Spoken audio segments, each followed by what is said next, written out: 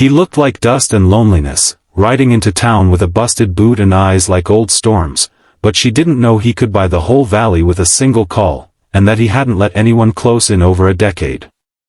Willow Creek was the kind of town time forgot, sun-bleached barns, whispering winds, and gossip as thick as prairie dust. People knew your business before you did. It had one diner, 2 bars, and exactly 0 patience for strangers. That's why when the tall cowboy walked in, hat tilted low, boots worn raw, and a saddlebag slung over one shoulder, people stared. But not her. Cassidy May had a habit of keeping her head down and her heart guarded. At 28, she'd seen too much, a father who gambled their ranch away, a fiancé who left a wedding ring and a goodbye letter on the same morning, and a life of hard work with little reward. She poured coffee at the Rusty Spoon 6 days a week, fixed fences the 7th, and trusted no one with her story. When she looked up that afternoon and saw him, quiet, broad-shouldered, with dirt crusted on his jeans and weariness in his jaw, she figured he was just another drifter. Another man without a past, heading nowhere in particular. She didn't ask questions when he sat at the corner booth. Didn't flinch when he ordered his eggs over hard and his coffee black. Didn't even blink when he offered a gentle, "Thank you, ma'am." What she didn't know, what none of them knew, was that the drifter's name was Colt Lawson. And that name still carried weight in these parts. Once, the Lawson family had owned nearly half the state, ranches, oil fields, railroads. But after Colt's younger brother died in a horse-riding accident 10 years back, Colt vanished. Some said he went to Montana. Others swore they saw him in Argentina. Truth was, Colt dropped everything. Money meant nothing after his brother died in his arms. He gave it all to trustees, vanished into the dust, and hadn't come back until now. Cassidy noticed something odd when she saw him outside the next morning. She was mending a fence line that bordered the old Dawson property, now long abandoned. And there he was, shirt half-buttoned, hands wrapped in worn leather gloves, working on the same stretch of barbed wire as if it were his own land. "You lost?" she called out. He didn't look up. "No, ma'am. Just fixing what needs fixing." "You a cowboy or a saint?" "Neither. Just a man who knows how to work." And that's how it started. No big moments. Just fence lines. Coffee refills. And silence that spoke more than words. Over the weeks, Cassidy grew used to Colt showing up at odd hours, helping where no help was asked. He fixed the school's broken swing set. Rebuilt a barn after a sudden storm.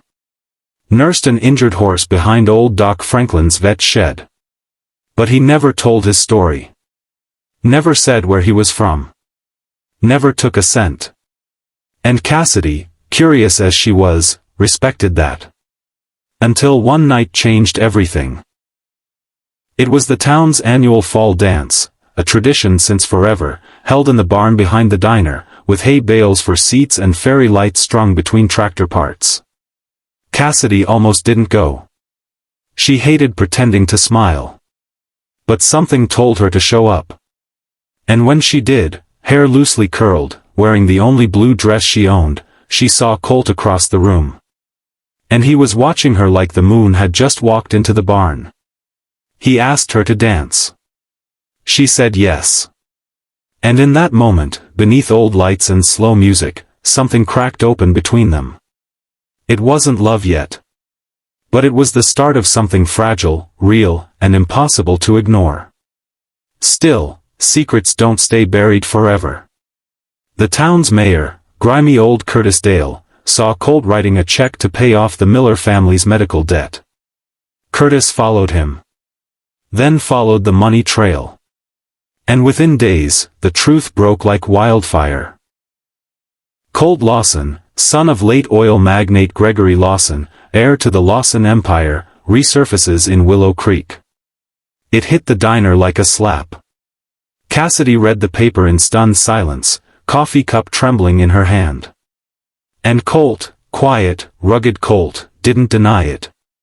"You lied," Cassidy said, standing by the fence they once mended together. I never lied, Colt replied, eyes heavy. I just never told. You let me think you were one of us. A drifter. A man with calloused hands and no name. But you've been hiding behind fences you don't even own. I do own them. That's the problem. And he explained it all, his brother, the death, the guilt, the years he spent running from privilege, from himself. He hadn't wanted wealth. He wanted peace. And for the first time since his brother's death, he felt that in Cassidy's quiet presence. But Cassidy's heart had walls stronger than steel. I've been left before, Colt. I've been used. And I've been lied to. I don't fall for ghosts wrapped in flannel and fancy names. And she walked away. Weeks passed. Colt didn't show up at the diner. Didn't fix fences. Didn't dance. Rumors flew that he'd bought back the Dawson Ranch, but no one saw him. Until one rainy morning, Cassidy found a package on her doorstep. It wasn't flowers. Wasn't jewelry. It was a notebook. Leather-bound. Worn. Inside were sketches, of her. Fences. Horses. The diner. Pages of his thoughts. His struggles. His regrets. And finally, a letter. Cassidy May. I came here to vanish. But I found the only thing that made me want to be seen again. You showed me kindness with no price tag. Love with no demands. And I didn't know how to accept it. But I want to learn. If you ever feel like letting a stubborn cowboy earn his place in your world, I'll be at the ranch. Fixing the things I broke. Waiting. Yours, Colt. Cassidy didn't run to him. Not that day. But she read the letter every night. And one early morning.